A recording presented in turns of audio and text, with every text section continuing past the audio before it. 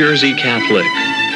Produced by the Information Services and Public Affairs Office of the Archdiocese of Newark.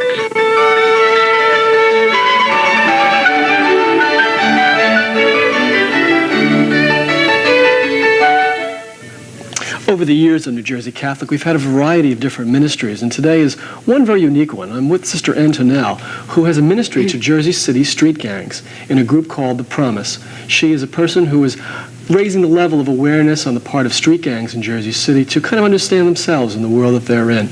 We'll join her as well as Angel Hernandez, who will join us after this short break.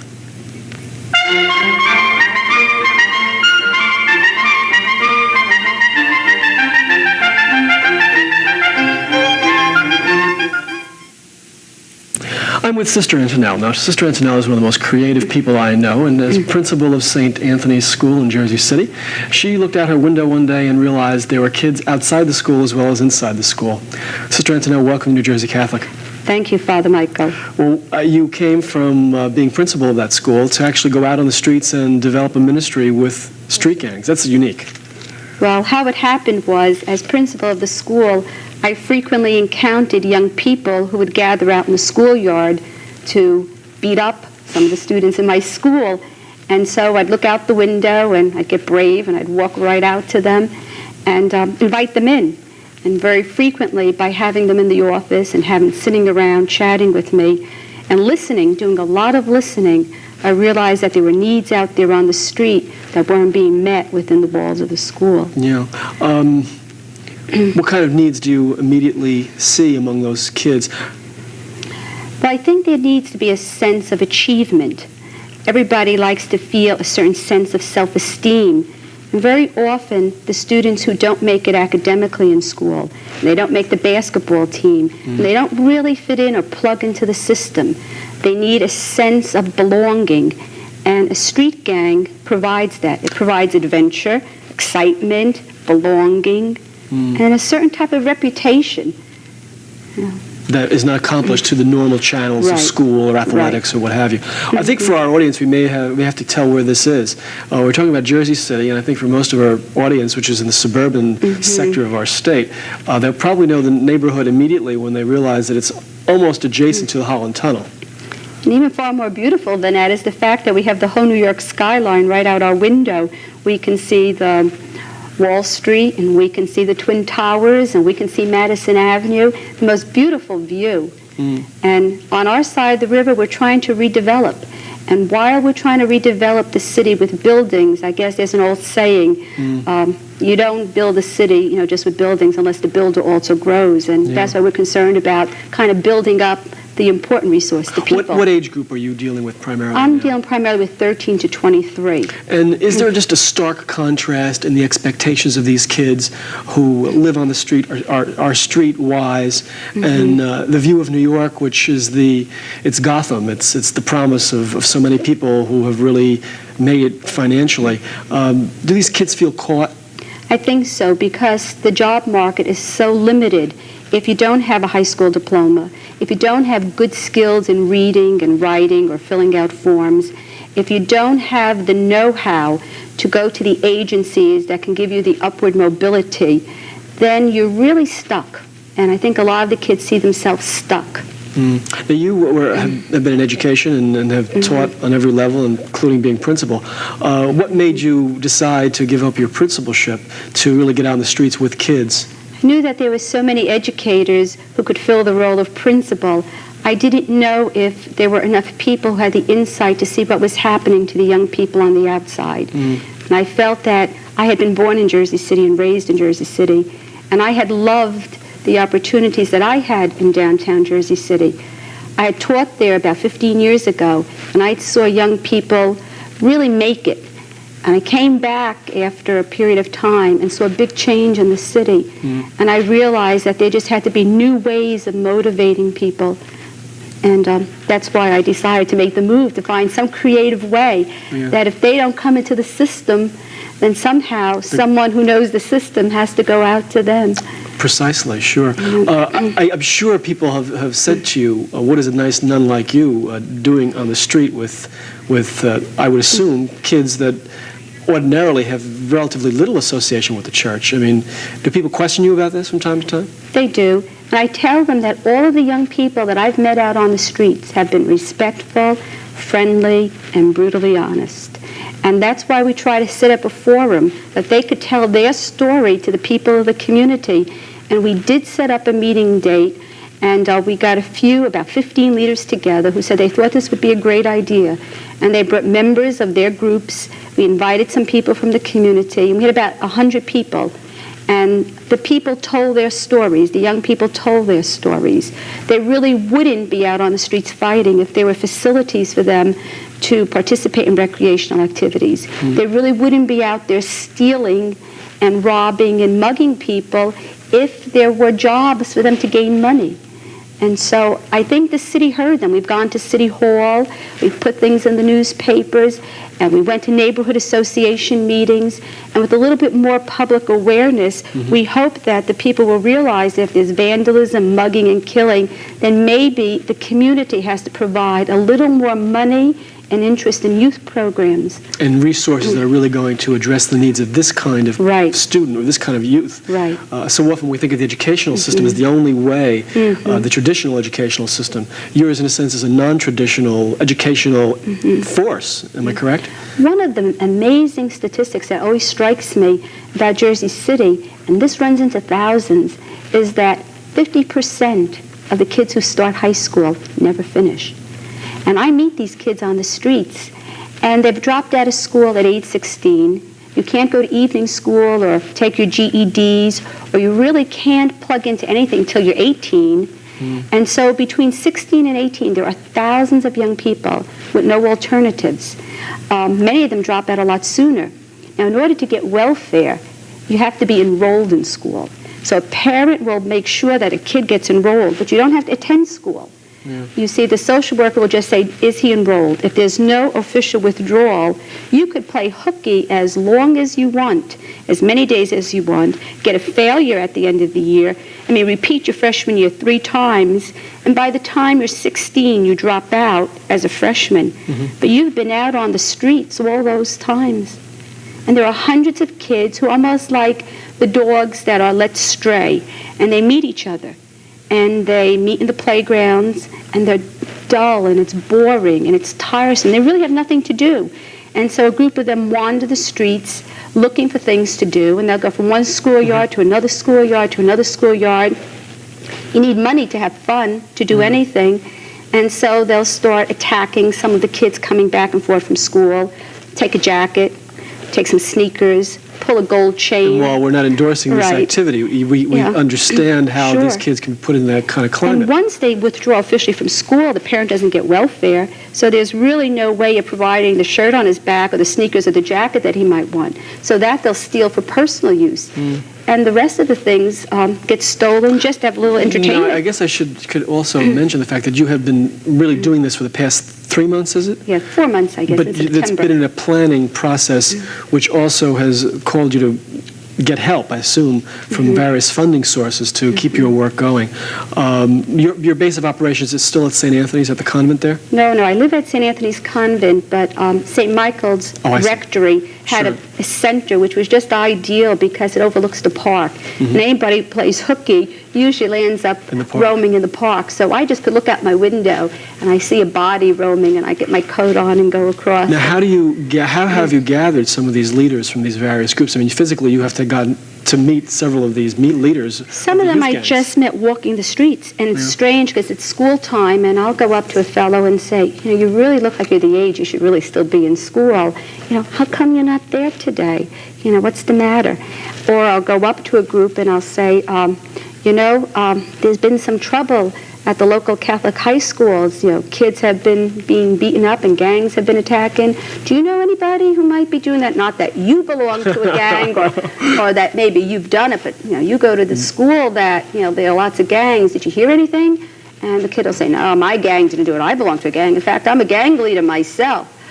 I know who did it, and I invite them to my office, and through that way. And then I know from my contacts at St. Anthony's High School, they give me names, and one friend calls another friend, and it's really, the gang leaders on the street know each other. whether they're in opposing gangs or friendly gangs, they know each other, and they know each other's turf. And they give you the contact. And these, of course, we look at it from the outside in. Gangs don't necessarily have to all do harm. I would gather a gang is, in a sense, a social club. Right. Some of them, they come in degrees. There are gangs and crews and clubs and organizations, and then What has those... surprised you about these various groups? They each of them have an identity, Right. names. And they give their members nicknames. You know, you could be Freeze, and you can be Chill, and you can be Scorpio, and you really have to learn two sets of names: their real name and their acquired name. Their acquired name. And I said, well, that's not too hard, because Christ did that. You know, he Nuns got a do this. group, and he said, you're not going to be Peter, because Peter is Rock. You know, Yeah. and Christ changed names of his followers, gave them the nickname, but they each have their colors. And I used to walk around the playgrounds and look for jackets, and I'd see a black and white jacket say Cruisers, and I'd say, Cruisers, do you belong to a group? You know, who are the Cruisers? And if they were wealthy enough, or if they were a respectable group, they would wear their colors and jackets. But some groups have fallen into such ill repute with the community and with the police that they can no longer wear their colors in How do you see that your activity, what way are you going to channel your activities to these men and women, I assume? Yes. What we hope to do is that if we get enough leaders and we meet in small group and we form a peace council with the representatives and leaders of this group, we would hope to think that, you know, through gospel values, that conflict resolution can be done in a peaceful way. And almost in the inspiration of St. Francis of Assisi, you know, that there's a whole peacemaking approach to solving problems that's a lot more fruitful and beneficial for them as people and as a community.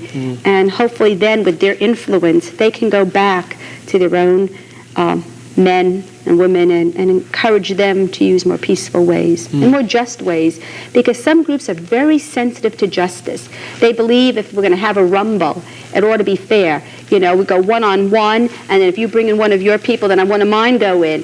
But some groups are not sensitive to justice. They'll meet you in the dark and attack you, sucker punch you, as they say, you know, from the back, and then a whole group of 6 or 8 or 12 get on one man, and that is insensitive. You know. So I see you have gotten quite sensitive to the various ways of these young people. We have to take a short break, and we'll be right back after this message.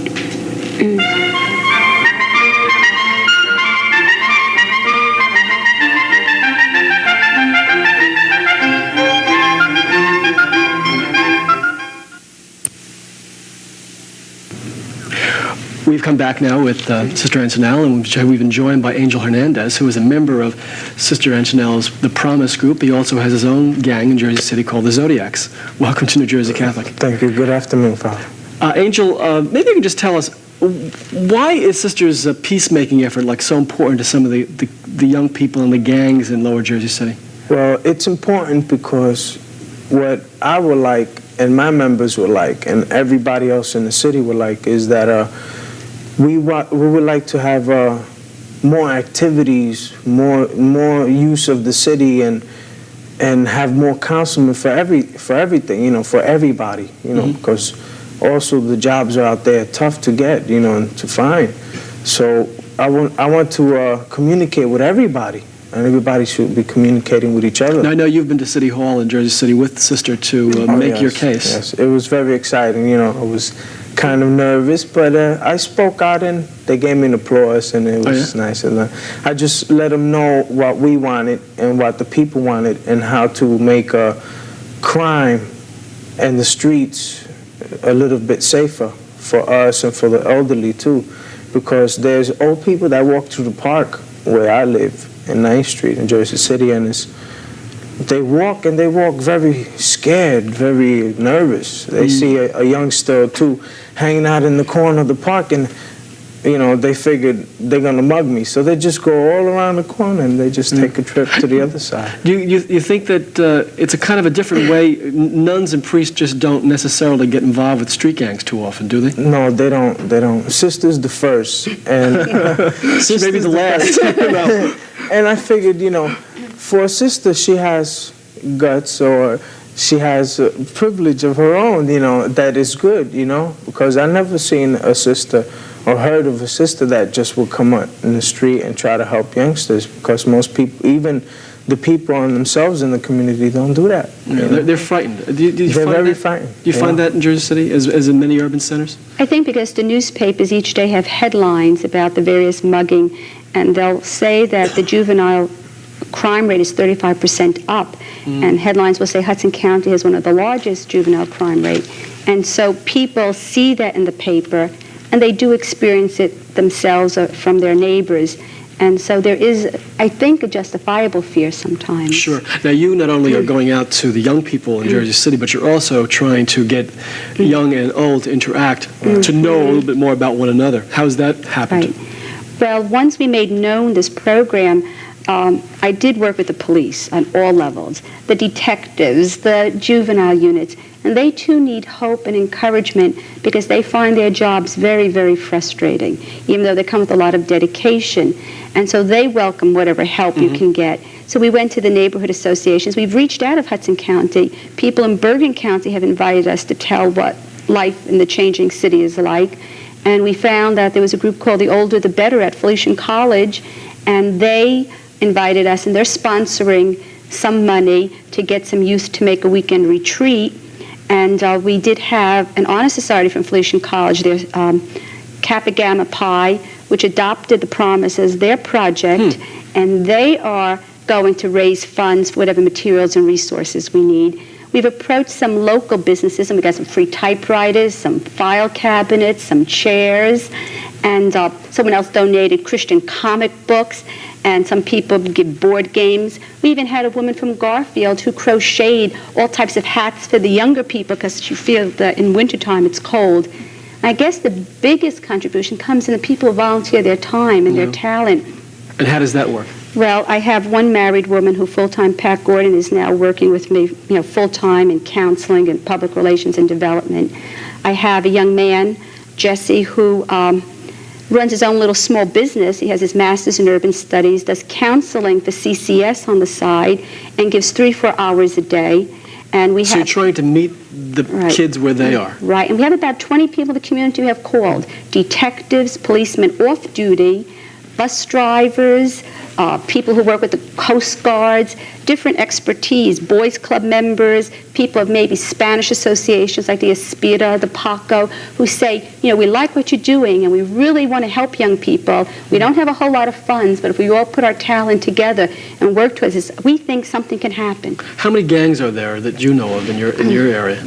Wow, plenty. There are There's close. Well, right now, you could say there's 13, or maybe even less now, because some of them had created so many different, crimes and so many different kind of actions is that they're not allowed to wear their colors anymore. Because they would be arrested? Right, they'll be arrested or they'll be harassed by the man. Why do guys, and I assume girls as well, join gangs? Oh yes. Well, some they do to be needed, and some they do come and join the gang because they would like to meet new people and meet other gangs for the girls, But they also, they're into that kind of action that they want action. They're really looking for trouble. That's it. They like to fight, But some are all right. Some they hang out, they do their things that I can't say that I don't do because I've done them.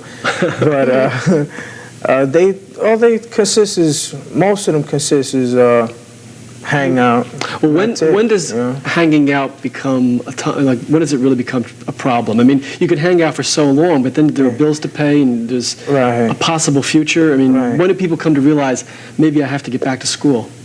Wow, they realize that when they're 22, 23, Is it too late? 24. It won't be too late, but then in a way it will be too late because if they have a crime, in their records and that keeps building up, and then they also image of themselves, they go, wow, when I was 18 I could have done this and that, and they realize that when they're 23 and they know they can't go back. They can't, correct that mistake again. It's too late, Now, we're talking about that peacemaking effort, not only peace with one another as different groups, even peace of mind, which I think is so critical, to the gospel message. How you think that you'll be able to pull together some of these guys and women to I hope think so. a little bit along I the hope line so. Sister has I'm looking thought forward about? for it, and I'm sure that Sister is too, because what we want is communication. We want communication. We want a lot of communication from all kinds of groups. And we want good for everyone. It's not only good for me or good for themselves. It's for everybody. They got to think also when they get married, they don't want their future kids to grow up, hoodlum sides, and they don't. I'm sure that they don't want that. They want the best for their kids. They want to give them something that they never had. That's the way I figured. And the way I feel about it. Well, you're very convincing. Thank you. You are. Thanks to Sisters. I can see the beauty that can come out of this. So often, I think, when we overlook people, it's a way of us saying, like, you don't exist. And to be very frank, sometimes the church does that very effectively. We open up buildings, and you have to come to the building. But for the building to kind of go out to you makes a big difference. I think it makes a big difference. Yes. We said to them, Father Mike, the promise has the rainbow as part of its symbol because that was the symbol God gave when he made promises to man. And we said to them, we really don't want to, dissolve your gangs or merge you all into one, just like the rainbow has different colors and each adds its beauty, but together there's a harmony. And that's what I think when we talked about communication, bringing into harmony, the various things that different people can do. Mm-hmm. What's up ahead for the promise? What are some of the specific things that you'll be doing in the next few months? Well, we're going to have another community meeting. And this time, the adults are going to speak back to the youth and say, we heard what you said, and this is what we can do for you. So we got about 7 community leaders and councilmen who will come forth and say what they think they can do. We're going to go into some training programs, because before we get into athletics and theater and music and all of the activities or career exploration, we felt that there has to be, at least in small group, some type of communication skill. People need to build confidence in themselves, develop their image, motivation. And so we would like to do about 6 or 7 small sessions in, human development, the whole fully human, fully alive, where people realize that they are the promise. Yeah. They are the promise of the future, and they are the promise, and somehow to make them aware of God's promises, that I promised you a peace that the world cannot give. I promised you that you can have life in the fullness. The psalmist said, Yahweh loves his city, and his city is on a hill, and there's running water, and all the children rejoice in the city. Mm-hmm. And right now, all the children are not rejoicing in the city. Mm-hmm. But we got to bring the promise, because like Our Lady said in her Magnificat, he comes to the help of his servant because he remembers his promises of mercy. And God has to remember his promises of mercy. Angel, any last words? No. Well, I just hope that my way of being is in the future. Yeah. And I just want everybody to communicate with each other and try to make it a better world. Yeah, the better world could be our schoolyard, or the better world could be our park, if people just kind of take a little more notice of one another. Well, I've learned something today. I'm sure our audience has. And Sister, thank you very much. Angel, we'll be back in just a minute after this short break.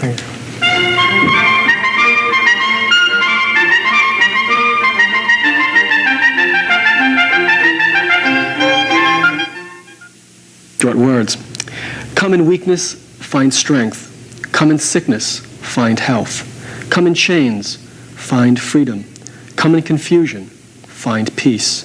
Come in sorrow, find joy. Come in doubt, find faith. Come in despair, find courage. Come unready, come alone, find Christ. I want to thank our guests today, Angel Hernandez and Sister Antonelle, who offered us a very interesting insight into her ministry and into her work in Jersey City. Before we leave, however, what is your phone number? The phone number is The Promise, and it's 653-3149. Thank you once again, Sister Antonelle. Angel, see you again on New Jersey Catholic next time.